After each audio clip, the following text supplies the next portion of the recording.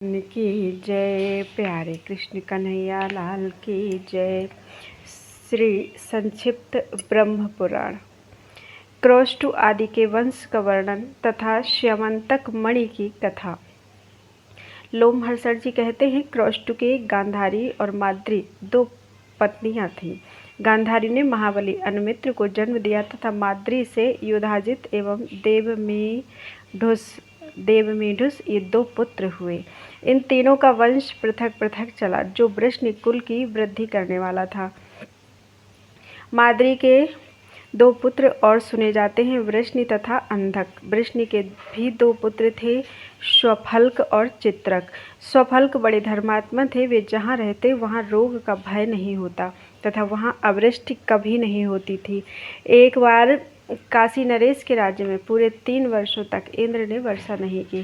तब उन्होंने स्वफल्क को बुलवाया और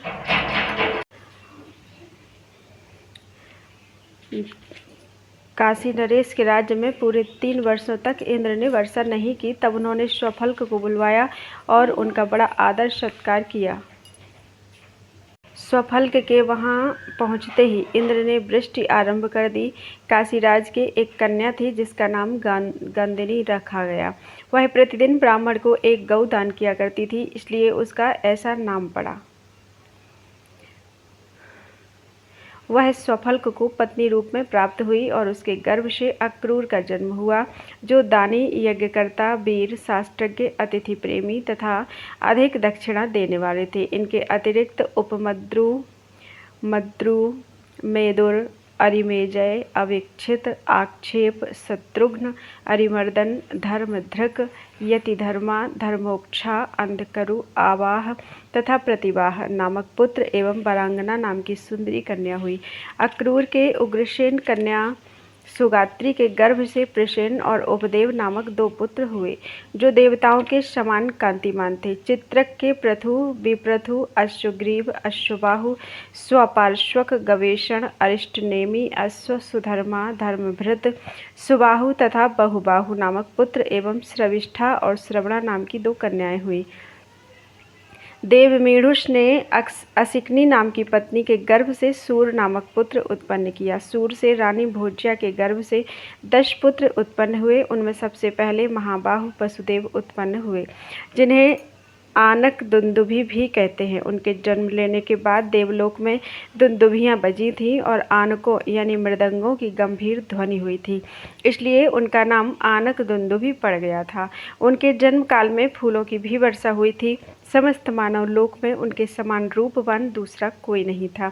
नरश्रेष्ठ वसुदेव की कांति चंद्रमा के समान थी। वसुदेव के बाद क्रमशः देवभाग, देवश्रवा, अनादृष्ट, कनवक, वत्सवान, ग्रंजम, श्याम, समीक और गंडूस उत्पन्न हुए। सूर्य के 5 सुंदरी कन्याएं भी हुईं, जिनके नाम इस प्रकार हैं: पृथुकीर्ति, प्रथा, श्रुतदेवा, श्रुतश्रवा तथा राजाधिदेवी। ये 5 वीर पुत्रों की जननी हुई। वृष्णि के छोटे पुत्र अनुमित्र से सिनि का जन्म हुआ।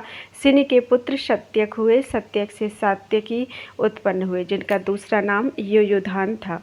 देवभाग के पुत्र महाभाग उद्धव हुए। गंडूस के कोई पुत्र नहीं था, अतः विश्वक्सेन ने उन्हें अनेक पुत्र दिए। उनके नाम इस प्रकार हैं: चारुदेष्ण, सुदेष्ण तथा सर्वलक्षण संपन्न, पंचाल आदि। उन सब में छोटे थे महाबाहु रोकमिणेय, जो युद्ध से कभी पीछे नहीं हटते थे।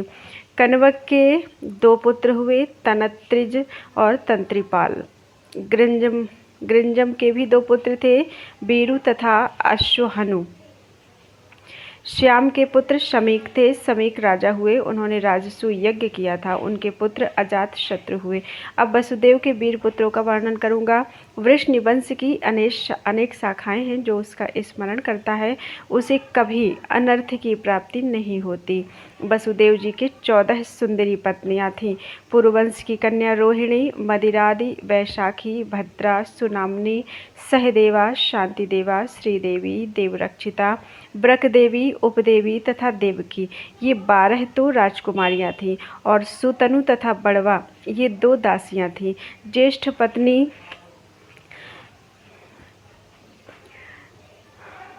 रोहिणी ने, जो बाल्हिक की पुत्री थी, वसुदेव जी से ज्येष्ठ पुत्र के रूप में बलराम जी को प्राप्त किया। तत्पश्चात उनके गर्भ से शरण्य, सठ, दुर्दम, दमन, शुभ्र, पिंडारक और उसी नर नामक पुत्र तथा चित्रा नाम की कन्या हुई। इस प्रकार रोहिणी की 9 संतानें थीं। चित्रा ही आगे चलकर सुभद्रा के नाम से विख्यात हुई। वसुदेव के देवकी के गर्भ से महायशस्वी भगवान श्री कृष्ण अवतीर्ण हुए। बलराम के रेवती के गर्भ से निसठ उत्पन्न हुए, जो माता पिता के बड़े लाडले थे। सुभद्रा के अर्जुन के संबंध से महारथी अभिमन्यु उत्पन्न हुआ। वसुदेव जी की परम सौभाग्यशालिनी 7 पत्नियों में से जो पुत्र उत्पन्न हुए, उनके नाम बतलाता हूँ, सुनो। शांति देवा के भोज और विजय, सुनामा के ब्रकदेव और गद तथा त्रिगर्त राजकन्या ब्रकदेवी के महात्मा अगावह नामक पुत्र हुए। क्रौष्टु के एक और पुत्र महायशस्वी ब्रजनीवान हुए। उनके पुत्र स्वाही थे। स्वाही के पुत्र राजा उशद्रु हुए, जिन्होंने प्रचुर दक्षिणा वाले अनेक महायज्ञों का अनुष्ठान किया। उशद्रु के पुत्र चित्ररथ हुए और चित्ररथ के शशबिंदु, शशबिंदु के पृथुश्रवा, पृथुश्रवा के अंतर, अंतर के सुयज्ञ तथा सुयज्ञ के उशत हुए। उशत का अपने धर्म के प्रति बड़ा आदर था। उशत के पुत्र सिनेयु, सिनेयु के मरुत, मरुत के कंबल बरहिस, कंबल बरहिस के रुक्म कवच, रुक्म कवच के परिजित तथा परिजित के 5 पुत्र हुए। रुक्मेशु, पृथुरुक्म, जयामघ, पालित तथा हरि। पालित और हरि को पिता ने विदेह प्रांत की रक्षा में नियुक्त कर दिया। रुक्मेशु पृथुरुक्म की सहायता से राजा हुए। इन दोनों भाइयों ने राजा ज्यामघ को घर से निकाल दिया। तब वे वन में आश्रम बनाकर रहने लगे। उस समय शांतिपरायण राजा को ब्राह्मणों ने बहुत कुछ समझाया। तब वे धनुष लेकर रथ पर आरूढ़ होकर दूसरे देश में गए। अकेले ही नर्मदा के तट पर जाकर उन्होंने मेकला, मृत्तिकावती तथा ऋक्षवान पर्वत को जीतकर शुक्तिमती नगरी में निवास किया। ज्यामघ की पत्नी शैब्या थी, जो पतिव्रता होने के साथ ही बड़ी प्रबल थी। यद्यपि राजा को कोई पुत्र नहीं था, तथापि उन्होंने पत्नी के भय से दूसरी स्त्री से विवाह नहीं किया। एक बार किसी युद्ध में विजयी होने पर उन्हें एक कन्या मिली। उसे रथ पर बैठी देखकर स्त्री ने पूछा, यह कौन है? तब वे डरकर बोले, यह तुम्हारी पुत्र वधू है। यह सुनकर रानी बोली, मेरे तो कोई पुत्र नहीं, फिर यह किसकी पत्नी होने से पुत्र वधू हुई? यह सुनकर ज्यामघ ने कहा, तुम्हें जो पुत्र उत्पन्न होगा उसके लिए यह पत्नी प्रस्तुत की गई है। तत्पश्चात रानी शैब्या ने कठोर तपस्या करके एक विदर्भ नामक पुत्र उत्पन्न किया। उसका विवाह उस उक्त राजकन्या से हुआ। उसके गर्भ से कृथ और कौशिक नामक पुत्र उत्पन्न हुए। वे दोनों बड़े ही शूर तथा युद्ध विशारद थे। उसके बाद विदर्भ के भीम नामक पुत्र हुआ। उसके पुत्र का नाम कुंती हुआ। कुंती से धृष्ट का जन्म हुआ, जो संग्राम में धृष्ट और प्रतापी था। धृष्ट के आवंत, दशार्ह तथा बिसहर नामक 3 पुत्र हुए, जो बड़े धर्मात्मा और शूरवीर थे। दशार्ह के व्योमा और व्योमा के पुत्र जीमूत बतलाए जाते हैं। जीमूत के विकृति, विकृति के भीमरथ, भीमरथ के नवरथ और नवरथ के पुत्र दशरथ हुए। दशरथ के पुत्र का नाम शकुनी था। शकुनी से करम्भ तथा करम्भ से देवरात का जन्म हुआ। देवरात के पुत्र देवक्षत्र तथा देवक्षत्र के महायशस्वी वृद्धक्षत्र हुए। वे देवकुमार के समान कांतिमान थे। इनके सिवा मधुर भाषी राजा मधु का भी जन्म हुआ, जो मधुवंश के प्रवर्तक थे। मधु के उनकी पत्नी वैदर्भी से नरश्रेष्ठ पुरुद्वान की उत्पत्ति हुई। मधु की दूसरी पत्नी इक्ष्वाकु वंश की कन्या थी। उससे सर्वगुण संपन्न सत्वान हुए, जो सात्वत कुल की कीर्ति को बढ़ाने वाले थे। सत्वान से सत्वगुण संपन्ना कौसल्या ने भजमान, देवावृध, अंधक तथा वृष्टि नामक पुत्र उत्पन्न किए। इनके 4 कुल यहाँ विस्तार पूर्वक बतलाए गए हैं। भजमान के 2 स्त्रियां थीं। एक का नाम था बाह्यक सृंजयी और दूसरी का उपबाह्यक सृंजयी। उन दोनों के गर्भ से बहुत से पुत्र हुए, कृमि, क्रमण, धृष्ट, सूर तथा पुरंजय। ये भजमान के बाह्यक सृंजयी से उत्पन्न हुए पुत्र थे। आयुताजित, सहस्राजित, सताजित और दाशक, ये भजमान द्वारा उपबाह्यक सृंजयी के गर्भ से उत्पन्न हुए पुत्र थे। राजा देवावृध यज्ञपरायण रहते थे। उन्होंने सर्वगुण संपन्न पुत्र होने के उद्देश्य से भारी तपस्या की। तपस्या में संलग्न होकर वे पर्णासा के जल का आचमन करते थे। सदा ऐसा ही करने के कारण उस नदी ने उनका प्रिय करना चाहा। कल्याणमय नरेश, देवावृध के अभीष्ट की सिद्धि कैसे हो, इस चिंता में देर तक पड़ी रहने पर भी पर्णासा सहसा किसी निश्चय पर ना पहुंच सकी। उसे ऐसी कोई स्त्री नहीं मिली जिसके गर्भ से वैसा सुयोग्य पुत्र उत्पन्न हो सके। तब उसने यह निश्चय किया कि मैं स्वयं ही चलकर इनकी सहधर्मिणी बनूंगी। यह विचार कर पर्णासा ने एक परम सुंदरी कुमारी का रूप धारण करके राजा को पति रूप में वरण किया। राजा ने भी उसकी कामना की। तदनंतर उन उदार बुद्धि नरेश ने उसमें एक तेजस्वी गर्भ की स्थापना की। तत्पश्चात 10वें महीने में पर्णासा ने देवावृध के सर्वगुण संपन्न पुत्र बभ्रू को जन्म दिया। इस वंश के विषय में पुराणों के ज्ञाता देवावृध के गुणों का बखान करते हुए निम्नांकित प्रसिद्ध गाथा का गान करते हैं। हम जैसे आगे देखते हैं वैसे ही दूर और निकट भी देखते हैं। हमारी दृष्टि में बभ्रू सब मनुष्यों में श्रेष्ठ हैं और देवावृध तो देवताओं के तुल्य हैं। बभ्रू और देवावृध के संपर्क में आकर 1074 मनुष्य अमृत तत्व को प्राप्त हो चुके हैं। बभ्रू का वंश बहुत बड़ा था। उसमें सब के सब यज्ञपरायण, महादानी, बुद्धिमान, ब्राह्मण भक्त तथा सुदृढ़ आयु धारण करने वाले थे। मृत्तिकावतीपुरी में भोजवंश के क्षत्रिय रहते थे। अंधक से काश्य की कन्या ने 4 पुत्र प्राप्त किए, कुकुर, भजमान, शशक और बलबरहिष। कुकुर के पुत्र वृष्टि के कपोत रोमा के तित्तिर, उसके पुनर्वसु के अभिजित तथा अभिजित के आहुक एवं श्राहुक नाम 2 जुड़वा पुत्र हुए। इनके विषय में ऐसी गाथा प्रसिद्ध है। आहुक किशोरावस्था के समान आकृति वाले थे। वे 80 कवच धारण किए हुए अपने श्वेत वर्ण वाले परिवार के साथ पहले यात्रा करते थे। जो भोजवंशी आहुक के दोनों ओर चलते थे उनमें से कोई ऐसा नहीं था जो पुत्रवान ना हो, 100 से कम दान करता हो, 1000 या 100 से कम आयु वाला हो, अशुद्ध कर्म करता हो अथवा यज्ञ ना करता हो। भोजवंशी आहुक की पूर्व दिशा में 21,000 हाथी चलते थे जिन पर सोने चांदी के हौदे कसे होते थे।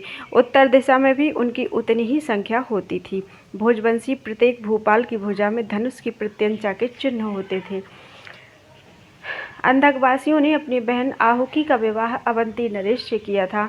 आहुक की काश्या के गर्भ से देवक और उग्रसेन नाम के 2 पुत्र हुए। देवक के 4 पुत्र थे, देववान, उपदेव, संदेव तथा देवरक्षक। इनके सिवा 7 कन्याएं भी थीं जिनका विवाह वसुदेव जी के साथ हुआ था। इनके नाम इस प्रकार हैं: देवकी, शांतिदेवा, सुदेवा, देवरक्षिता, ब्रकदेवी, उपदेवी और सुनामनी। उग्रसेन के 9 पुत्र थे जिनमें कंस बड़ा था। उससे छोटे न्यगोध्र, सुनामा, कंक, सुभूषण, राष्ट्रपाल, सुतनु, अनावृष्टि तथा पुष्टिमान थे। इनकी 5 बहनें थीं: कंसा, कंसपति, सुतनु, राष्ट्रपाली तथा कंका। यहाँ तक कुकुरवंशी उग्रसेन और उनकी संतानों का वर्णन हुआ। भजवान के पुत्र विदुरथ हुए जो रथियों में प्रधान थे। विदुरथ के शूरवीर राजाधिदेव हुए। राजाधिदेव के पुत्र बड़े पराक्रमी थे। उनका नाम इस प्रकार है: दत्त, अतिदत्त, सोणाश्व, श्वेतवाहन, समी, दंडशर्मा, दंतशत्रु तथा शत्रुजित। इनकी सबकी 2 बहनें थीं जो श्रवणा और श्रविष्ठा के नाम से विख्यात हुईं। सभी के पुत्र प्रतीक्षत्र थे। प्रतीक्षत्र के पुत्र स्वयंभोज से हृदयक हुए। हृदयक के बहुत से पुत्र हुए जो भयानक पराक्रम वाले थे। उनमें कृतवर्मा सबसे ज्येष्ठ और शतधन्वा मध्यम था। शेष भाइयों के नाम इस प्रकार हैं: देवांत, नरांत, भेषग, वैतरण, सुदांत, अतिदांत, निकाश्य और कामदंभक। देवांत के पुत्र विद्वान कंबलबरहिष हुए। उनके 2 पुत्र थे, असमौजा तथा तामसौजा। असमौजा के कोई पुत्र नहीं हुआ, अतः उन्हें सुदंष्ट्र, सुचारु और कृष्ण ये पुत्र गोद में प्राप्त हुए। इस प्रकार अंधक वंशी क्षत्रियों का वर्णन किया गया। ऊपर कहे आए हुए कि क्रौष्टुकी के दो पत्नियां थीं, गांधारी और माद्री। गांधारी ने महाबली अनमित्र को जन्म दिया और माद्री ने युधाजित को। अनमित्र के निघ्न हुए। निघ्न के दो पुत्र थे, प्रसेन और सत्राजित। ये दोनों ही शत्रु सेना को परास्त करने वाले थे। भगवान सूर्य सत्राजित के प्राणोपम सखा थे। एक दिन रात्रि बीतने पर रथियों में श्रेष्ठ सत्राजित रथ पर आरूढ़ होकर स्नान एवं सूर्योपस्थान करने के लिए जल के किनारे गए। वहां पहुंचकर जब वे सूर्योपस्थान करने लगे, उस समय भगवान सूर्य तेजोमंडल से युक्त स्पष्ट दिखाई देने वाला रूप धारण करके उनके आगे प्रकट हो गए। तब राजा सत्राजित ने सामने खड़े हुए सूर्यदेव से कहा, प्रभु, आप जिसके द्वारा सदा संपूर्ण लोगों को प्रकाशित करते हैं, वह मणिरत्न मुझे देने की कृपा करें। उनके यूं कहने पर भगवान भास्कर ने उन्हें दिव्य स्यमंतक मणि प्रदान की। सत्राजित ने उसे गले में पहनकर अपने नगर में प्रवेश किया। उन्हें देखकर सब लोग यूं कहते हुए दौड़ने लगे कि यह देखो, सूर्य जा रहे हैं। इस प्रकार नगर के लोगों को आश्चर्य में डालकर वे अंतःपुर में पहुंचे। सत्राजित ने वह उत्तम मणि अपने छोटे भाई प्रसेनजित को दे दी, क्योंकि उसको भी बहुत प्यार करते थे। वह मणि अंधक वंशी यादवों के घर में सुवर्ण उत्पन्न करती थी। वह जहाँ रहती उसके निकटवर्ती जनपदों में मेघ समय पर वर्षा करता तथा किसी को रोग का भय नहीं रहता था। एक बार भगवान श्री कृष्ण ने प्रसेन के सम्मुख वह स्यमंतक नामक मणिरत्न लेने की इच्छा प्रकट की, किंतु उसे वे नहीं पा सके। समर्थ होने पर भी भगवान ने उसका बलपूर्वक अपहरण नहीं किया। एक दिन प्रसेन उस मणिरत्न से विभूषित होकर वन में शिकार खेलने के लिए गए। वहां स्यमंतक के लिए ही एक सिंह के हाथ से मारे गए। सिंह उस मणि को मुख में दबाए भागा जा रहा था। इतने में ही महाबली वृक्षराज जाम्बवान उधर आ निकले। वे सिंह को मारकर मणिरत्न लेकर अपनी गुफा में चले गए। इधर वृष्णि और अंधक वंश के लोग यह संदेह करने लगे कि हो न हो श्री कृष्ण ने ही मणि के लिए प्रसेन का वध किया है, क्योंकि उन्होंने एक बार वह मणि प्रसेन से मांगी थी। भगवान श्री कृष्ण ने यह कार्य नहीं किया था तो भी उन पर संदेह किया गया। अतः अपने कलंक का मार्जन करने के लिए वे मणि को ढूंढ लाने की प्रतिज्ञा करके वन में गए। कुछ विश्वसनीय पुरुषों के साथ प्रसेन के चरण चिन्हों का पता लगाते हुए वे उस स्थान पर गए जहाँ प्रसेन शिकार खेल रहे थे। गिरिवर वृक्षवान तथा उत्तम पर्वत विंध्य पर उनका अन्वेषण करते हुए वे लोग थक गए। अंत में श्री कृष्ण ने एक स्थान पर घोड़े सहित मरे हुए प्रसेन की लाश देखी, किंतु वहां मणि नहीं मिली। तदनंतर थोड़ी दूर पर वृक्ष के द्वारा मारे गए सिंह का शरीर दिखाई पड़ा। वृक्ष अपने चरण चिन्हों से पहचाना गया। उन्हीं चिन्हों के द्वारा भगवान श्री कृष्ण जाम्बवान की गुफा के द्वार पर पहुंचे। वहां उन्हें बिल के भीतर से किसी धाय की कही हुई यह वाणी सुनाई दी, मेरे सुकुमार बच्चे, तू मत रो। सिंह ने प्रसेन को मारा और सिंह जाम्बवान के हाथ से मारा गया। अब यह स्यमंतक मणि तेरी ही है। यह आवाज़ सुनकर भगवान श्री कृष्ण ने उस गुफा के द्वार पर बलराम जी के साथ अन्य यादवों को बिठा दिया और स्वयं उन्होंने गुफा के भीतर प्रवेश किया। बिल के भीतर जाम्बवान दिखाई दिया। भगवान वासुदेव ने लगातार 21 दिनों तक उनके साथ बाहु युद्ध किया। इसी बीच में बलदेव आदि यादव द्वारिका लौट गए और सबको श्री कृष्ण के मारे जाने की सूचना दे दी। इधर भगवान वासुदेव ने महाबली जाम्बवान को परास्त करके उनकी कन्या जाम्बवती को उन्हीं के अनुरोध से ग्रहण किया। साथ ही अपनी सफाई देने के लिए वह स्यमंतक मणि भी ले ली। तत्पश्चात वृक्षराज की अभ्यर्थना करके वे बिल से निकले और विनीत सेवकों के साथ द्वारिका में गए। वहां सब यादवों से भरी हुई सभा में श्री कृष्ण ने वह मणि सत्राजित को दे दी। इस प्रकार मिथ्या कलंक लगने पर भगवान श्री कृष्ण ने स्यमंतक मणि को ढूंढ निकाला और उसे देकर अपने ऊपर आए हुए कलंक का मार्जन किया। सत्राजित के 10 पत्नियां थीं। उनके गर्भ से उन्हें 100 पुत्र प्राप्त हुए, जिनमें 3 अधिक प्रसिद्ध थे, भंगकार, बाजपति और वसुमेध। सत्राजित के 3 कन्याएं भी थीं जो सब दिशाओं में विख्यात थीं, सत्यभामा, व्रतनी तथा प्रस्वापिनी। इनमें सत्यभामा सबसे उत्तम थी। उसका विवाह पिता ने श्री कृष्ण के साथ कर दिया। जो भगवान श्री कृष्ण के इस मिथ्या कलंक का श्रवण करता है, उसे मिथ्या कलंक कभी स्पर्श नहीं करते। श्री कृष्ण ने सत्राजित को जो स्यमंतक मणि दी थी, उसका अक्रूर ने भोजवंशी शतधन्वा के द्वारा अपहरण करा दिया।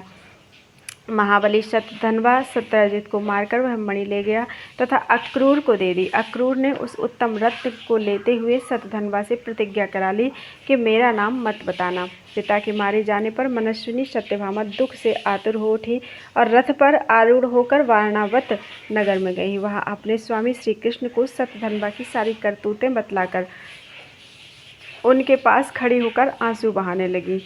तब भगवान श्री कृष्ण तुरंत ही द्वारिका आ पहुँचे और अपने बड़े भाई बलराम जी से बोले, प्रभु, प्रसेन को तो सिंह ने मार डाला और सत्यजित को शतधन्वा ने। अब स्यमंतक मणि मेरे अधिकार में आने वाली है। अब मैं ही उसका उत्तराधिकारी हूँ, इसलिए शीघ्र ही रथ पर बैठिए और महारथी शतधन्वा को मारकर मणि छीन लीजिए।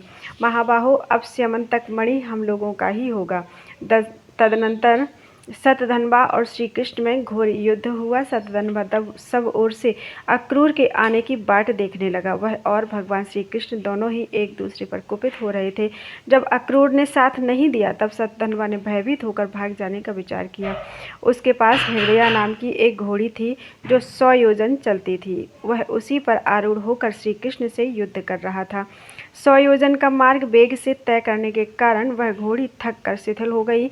यह देखकर भगवान श्री कृष्ण ने बलराम जी से कहा, महाबाहो, आप यहीं खड़े रहें, मैंने उस घोड़ी की कमजोरी देख ली है। अब तो मैं पैदल ही जाकर मणिरत्न स्यमंतक को छीन लाऊंगा। यह कहकर भगवान पैदल ही शतधन्वा के पास गए और मिथिला के समीप उन्होंने उसका वध कर डाला, परंतु उसके पास स्यमंतक नहीं दिखाई दिया।